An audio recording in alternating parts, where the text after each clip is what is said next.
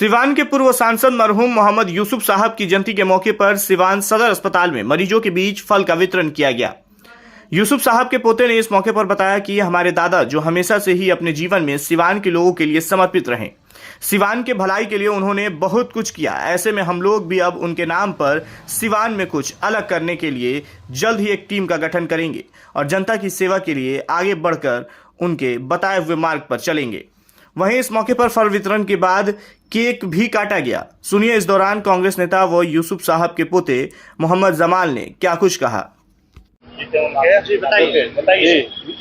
आज मोहम्मद यूसुफ साहब जो पूर्व सांसद थे सिवान के, एक लंबे समय तक 4 बार सांसद हुए और बहुत ही लोकप्रिय थे।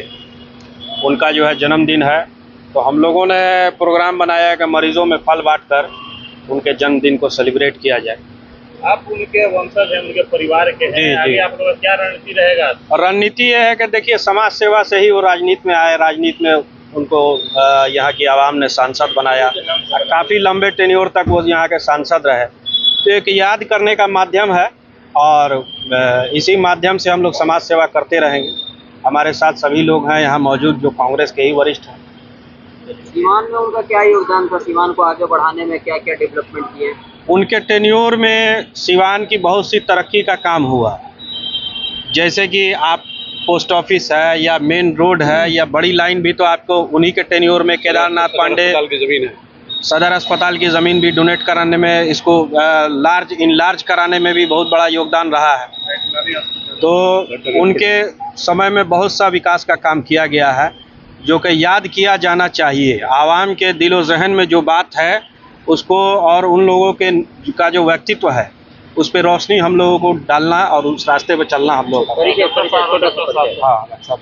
परिचय दे दीजिए। जमाल अहमद, हम पूर्व संगठन सचिव हैं बिहार कांग्रेस। और यूसुफ साहब के? और यूसुफ साहब का पोता है। ये वाकई खराज अकीदत पेश करने का एक बेहतरीन तरीका है। जो नई नस्ल के लोग हैं, अगर अपने बुज़ुर्गों को और अपने आदर्शों को किसी बहाने याद करते हैं, ये तो एक चैरिटी का वर्क है।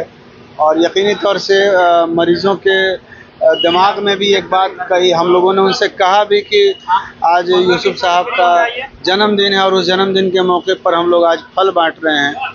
ये सांकेतिक तो ज़रूर है लेकिन असर ज़्यादा रखता है, क्योंकि इसी बहाने जब आपके ज़रिए आपके तमाम व्यूअर्स को ये बात सुनाई देगी कि यूसुफ साहब के जन्मदिन के मौके पर फल बांटा गया। कांग्रेस के जो कारकुनान हैं उन्होंने हॉस्पिटल में आकर के कुछ सेवा किया, तो यकीनी तौर से जो भी व्यूअर्स है अपने माता पिता से पूछेंगे, अपने दादा से पूछेंगे, तो अपने बुज़ुर्गों के ताल्लुक़ से अपने विरासत को जानने का एक मौका फराहम होगा।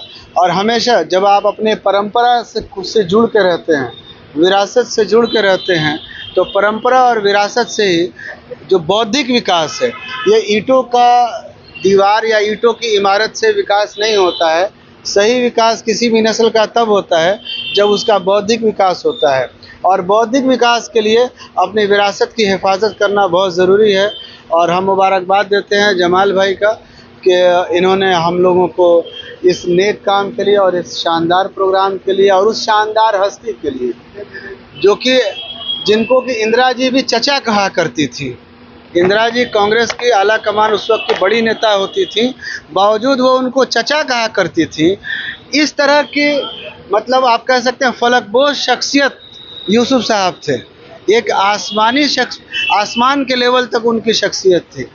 तो उस तरह की शख्सियत को हमारी नई नस्ल आज आपके चैनल के ज़रिए दोबारा से जानेगी। हमें खुशी है और बिल्कुल ये चीज़ लगातार होते रहना चाहिए। उनके नाम पर बहुत सारी चीज़ें हम लोग आगे इंतज़ामिया से भी डिमांड करेंगे कि सिवान में मोहम्मद यूसुफ साहब की एक प्रतिमा, एक उनकी एक मुजस्समा किसी न किसी चौराहे पर नस्ब किया जाए। क्योंकि आपको जैसा कि बताया कि चाहे वो पोस्ट ऑफिस हो या सदर अस्पताल की ज़मीन हो या बड़ी लाइन का काम हो, तो सिवान की बुनियाद में मोहम्मद यूसुफ साहब का नाम है। तो जिस शहर की बुनियाद में किसी इंसान का नाम है, तो यकीनी तौर पे इंतज़ामिया को भी चाहिए कि मोहम्मद यूसुफ साहब का मुजस्समा, उनकी एक तस्वीर किसी न किसी चौराहे पर उनकी आदमकद प्रतिमा वो नस्ब करे और यूसुफ चौराहा यहाँ पर सिवान में किसी एक चौराहे को यूसुफ चौराहा के नाम पर डिक्लेयर किया जाए। थोड़ा इधर भी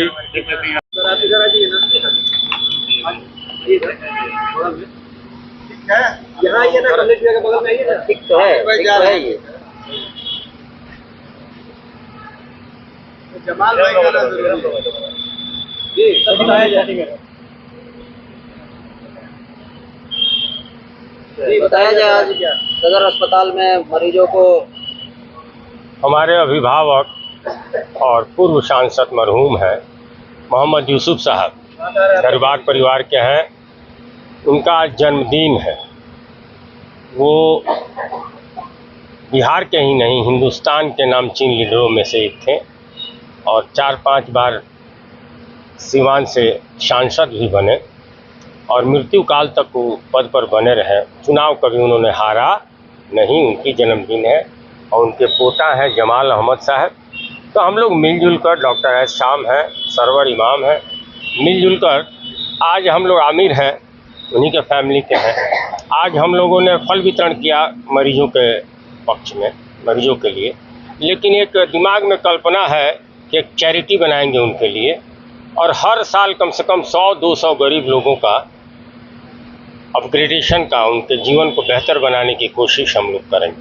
सर, जो नई पीढ़ियां है उनको नहीं जान पाती है, उनके विचारधारा को पहुंचाने के लिए क्या रणनीति रहेगी आपकी पार्टी का? यही रणनीति है जो आज रणनीति बनी है और आज यूसुफ साहब का नाम रखा गया। 62 में MP हो गए थे, फिर 67 में हुए, फिर 72 में हुए, 3 बार, फिर 80 में हुए, 83 में लंदन में उनका देहांत हुआ, जबकि उनका टेन्योर 85 तक था। तो वो शुरू से अंत तक पद पर बने ही रहे। उनको कोई चैलेंज नहीं कर सका और वो कोई हीरो मवाली नहीं थे। शांत स्वभाव के, विनम्र, ऑनेस्ट, डेडिकेटेड, पार्टी के प्रति, कांग्रेस के प्रति वफादार, इंदिरा गांधी के बहुत करीबी लोगों में से एक, किसी से कुछ लेने वाले नहीं, अपने परिवार के पैसा को लगाने वाले जनता में उस तरह की शख्सियत। सर, इतना बड़ा नेता थे लेकिन उनके विचारधारा को सिवान में दबा दिया गया था। लेकिन अब कांग्रेस जब आ रही है फिर से एक नए रूप में, तो क्या माना जाए, उनका नाम आएगा सिवान में राजनीति में? बिल्कुल आएगा, आ ही रहा है। उसी के क्रम में ये हो रहा है। राजेंद्र बाबू का नाम दबने वाला है, इसलिए मोहम्मद यूसुफ साहब का भी नाम दबने वाला नहीं है। वो हमारे और आपके दबाने से दबेगा नहीं। उनका व्यक्तित्व बहुत विशाल है, इसलिए वो नाम दबने वाला नहीं है। आज बर्थडे मनाया जा रहा है उनका। देखिए, यूसुफ साहब जो हैं, हमने तो देखा हुआ है उनको, क्योंकि मेरे नाना और वो बड़े अच्छे मित्र थे और मेरे नाना जो हैं बड़िया विधानसभा से विधायक रहा करते थे और मेरे नानिहाल में यूसुफ साहब का बड़ा आना जाना था और मैंने उनको देखा है। और मैं बहुत छोटा था लेकिन मैंने देखा है उनको। और वो गए जो सच्चे गांधीवादी जो कहा जाता है, वो सच्चे गांधीवादी थे और उनके काम का ढिंढोरा नहीं पीटा गया, न उनके ज़रिए न उनके वारिसों के ज़रिए। और ये हम लोगों के लिए बदकिस्मती रही है सिवान की, कि सिवान की जो नई जनरेशन है उनके बारे में बिल्कुल नहीं जानती। तो इस वजह से जो है हम लोगों ने कोशिश कर रहे हैं और जमाल भाई हैं और आमिर हैं और भी जो साथी हैं उन लोगों के ज़रिए हम लोग कोशिश कर रहे हैं कि इसको एक नई पौध को, नई जनरेशन को ये पता चले कि इस धरती से कौन कौन से लोग गुजरे हैं, कौन कौन से लोग यहाँ से गए हैं और उनका क्या क्या योगदान रहा है। ये जहाँ पे हम खड़े हैं सदर अस्पताल में, ये ज़मीन जो है उन्हीं के परिवार से आई है और सामने वेटरनरी हॉस्पिटल है और भी बहुत सारी चीज़ें हैं जो उनके माध्यम से हुई, क्योंकि वो बहुत कद्दावर नेता थे अपने ज़माने में। और इंदिरा जी उनको बहुत मानती थी, इंदिरा जी उनकी बड़ी इज्जत करती थी और आखिर टर्म तक वो सांसद रहे सिवान ज़िले के। और लंबी बीमारी जो थी, इलाज के सिलसिले में वो लंदन गए थे और वहीं उनका देहांत हुआ था। और जो कुछ भी है, अब यह है कि कोशिश है नई जनरेशन को बताने की और आप लोगों के माध्यम से हम लोग यही कहेंगे कि नई जनरेशन जो है इस चीज़ों को जाने कि अपने सिवान ज़िले में कौन कौन से महापुरुष रहे हैं और उन्होंने क्या क्या योगदान दिया है। बहुत बहुत शुक्रिया। खुजली एवं दिनाई का इलाज कराना हुआ आसान, क्योंकि Asia Shabbir health care doctor Abuzar Hussain द्वारा कंप्यूटर से चेक कर किया जा रहा है बेहतरीन इलाज। तिल, मासा, मुहासे रोकना, झुर्री एवं छाई हटाना, डर्मा रोलर और PRP भी होता है। चेहरे के गड्ढों को लेजर मशीन से भरना या लेजर मशीन से मोटापा घटाना हो तो आज ही चले आइए Asia Shabbir health care, doctor Abuzar Hussain. पता है रेलवे स्टेशन के नजदीक सिसवन ढाला के पास, सिवान। अधिक जानकारी के लिए दिए गए नंबर पर